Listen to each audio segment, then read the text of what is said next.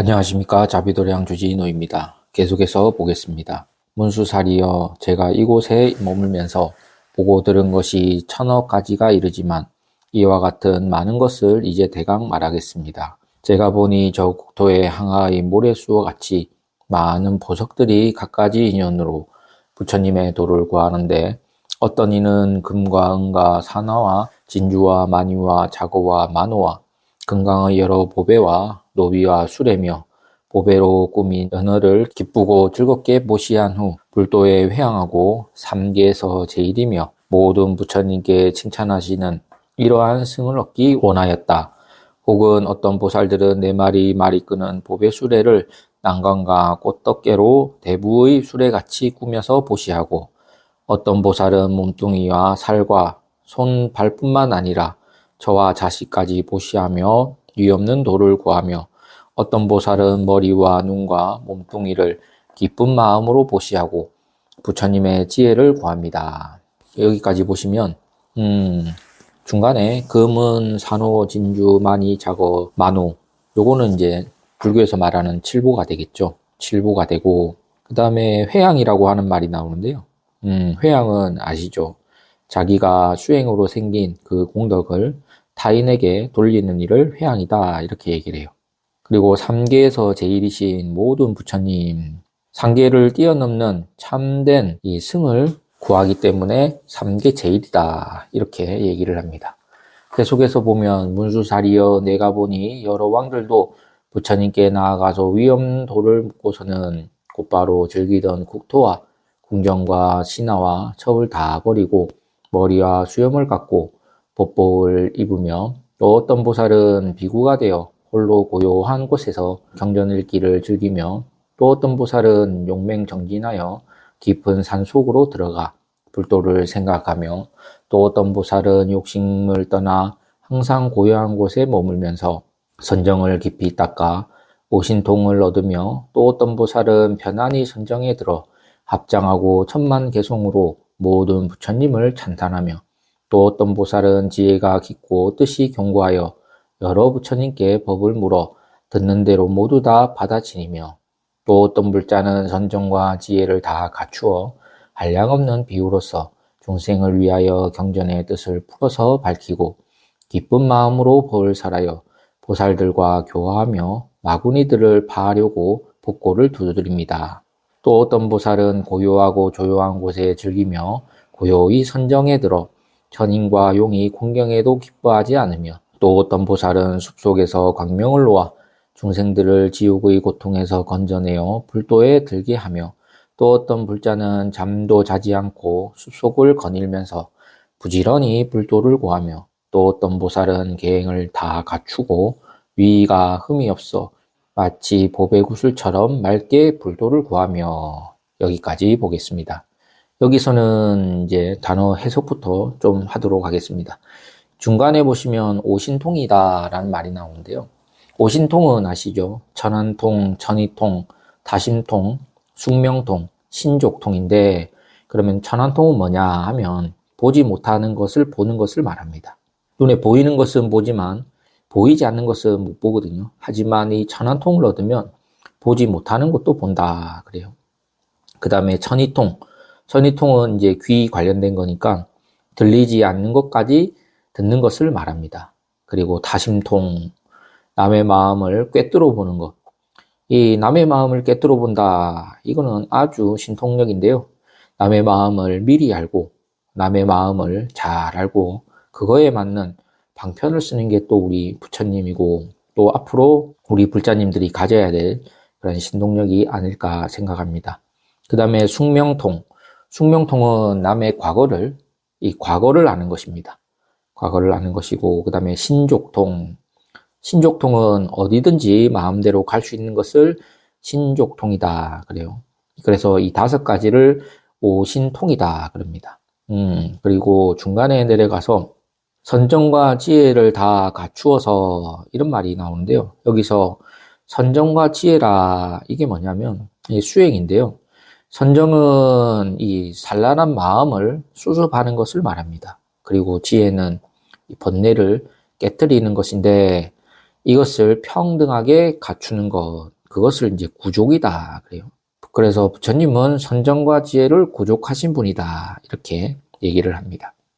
그리고 마구니는 이제 정법을 어기고 일체 그릇된 것을 따르고 또 주장하는 것을 마구니다. 그리고 제일 마지막에 보시면 위가 흠이 없어.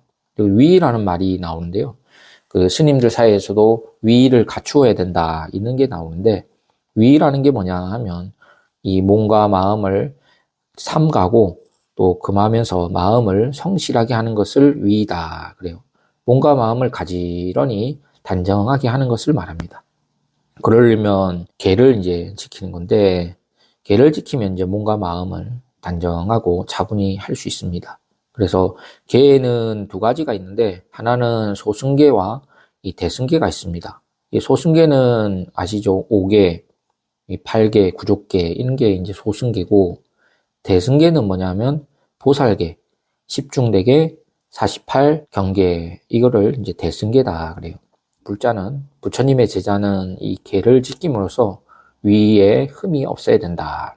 까지 단어에 대해서 설명을 드렸는데 그러면 이 불교에서 이 수행하는데 가장 중요한 게 뭐냐 이런 주제가 좀 중요한 부분인데요. 여러 대승보살들이 수행하는 장면이 앞서 나왔지 않습니까? 그러면 불교 수행은 뭐냐? 핵심은 뭐냐? 이건데요. 핵심은 바로 이 무념이다. 그래요. 무념.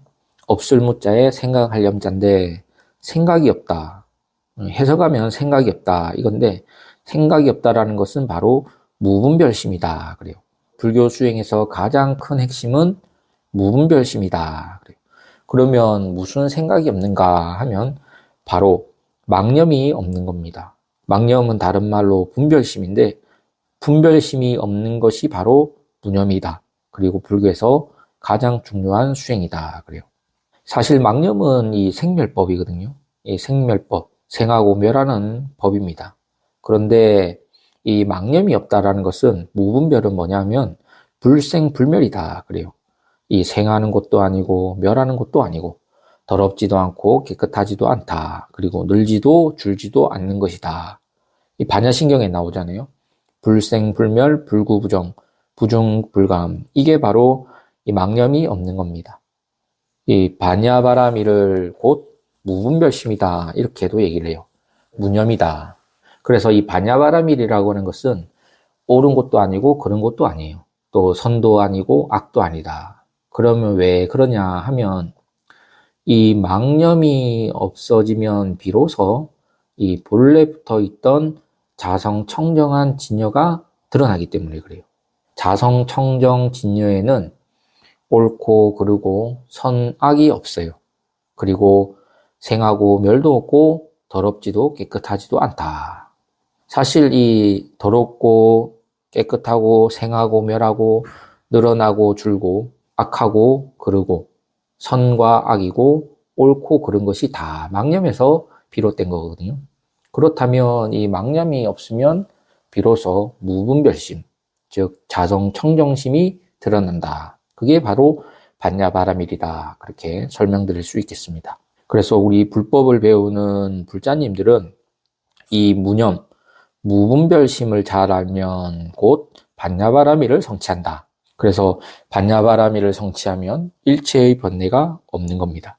그러니까 일체의 번뇌가 없으면 당연히 이것은 깨달음 보리다 그래요. 그래서 그런 말 한번 들어보셨죠? 깨달음이 곧 번뇌다. 번뇌 즉 보리. 번뇌가 곧 깨달음이에요. 그러나 망념이 있으면 번뇌요. 망념이 없으면 곧 깨달음 보리다. 이런 말이 나오게 되는 거죠. 사실 이것만 알면 바로 깨달음인데 이거를 모르기 때문에 아직까지 헤매는 겁니다.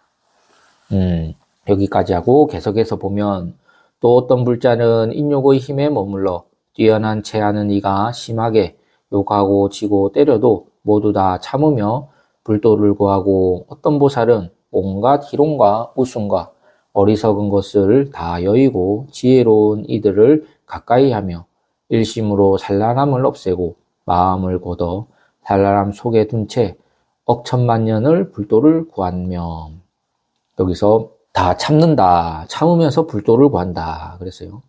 왜 참을 수 있느냐 하면 앞서 설명한 것처럼 무념, 무분별심이기 때문에 참을 수가 있습니다.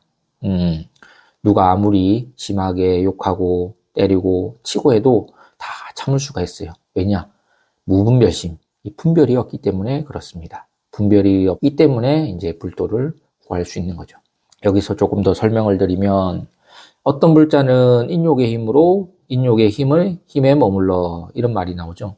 이 인욕 바라미를 닦는다 이 말인데요. 사실 인욕에도 무념이 필요합니다. 즉 무념의 경지, 즉 반야바라밀의 경지에 이르면 그것은 바로 여기서 부처다 그랬잖아요. 우리 불자님, 보살님들은 인욕의 행을 닦아야 됩니다. 그러면 인욕은 무엇을 다스리려고 하는 것인가? 화내는 증상만을 가진 사람, 증상만인을 대체하기 위해서 인욕을 닦는 겁니다. 그래서 인욕 바라미를 닦는 수행자는 어떤 경계를 만나더라도 화를 내지 않고 참을 수가 있습니다. 그 다음에 뛰어난 체하는 사람, 정상만인, 이 교만한 사람을 말하는데요. 이 정상만인은 어떤 사람을 만나면 얕보고 또한 자기가 제일이라고 생각을 합니다. 이 총명, 지혜, 학문도 그리고 심지어 지식도 세상에서 자기가 제일이라는 사람들이 이 정상만인입니다. 하지만 그들은 자기가 어리석음이 제일이다라고는 말하지 않아요. 왜 그런지 아십니까? 이러한 정상만인은 자기가 어리석다라는 것을 몰라요. 즉 정상만은 바로 교만이다. 교만이 곧 어리석음이잖아요. 어리석기 때문에 교만한 거거든요. 어리석지 않고 지혜로운 사람은 교만하지 않습니다. 절대 얕보지가 않아요. 이 부처님이 아무리 중생이 하찮은 중생이라도 다 평등하게 보고 얕보지 않은 것처럼 이 지혜로운 사람은 교만하지 않고 절대 남을 얕보지 않습니다. 우리 불자님들도 반드시 이 자만심이나 교만심이나 증상만을 내서는 안 됩니다. 서가모니 부처님이 그런 분이시죠. 그분은 지혜를 가진 분이시기 때문에 또 큰 깨달음을 얻으신 분이기 때문에 모든 일체 중생이 모두 다 성불할 수 있다는 것을 알고 계십니다. 그래서 중생을 경시하지 않아요.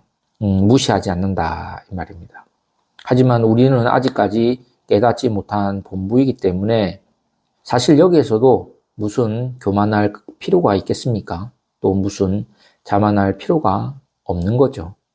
그래서 이 교만한 사람들이야말로 정말로 어리석은 사람이고 또 이 모든 사람들을 또 오만하게 대하는 거죠.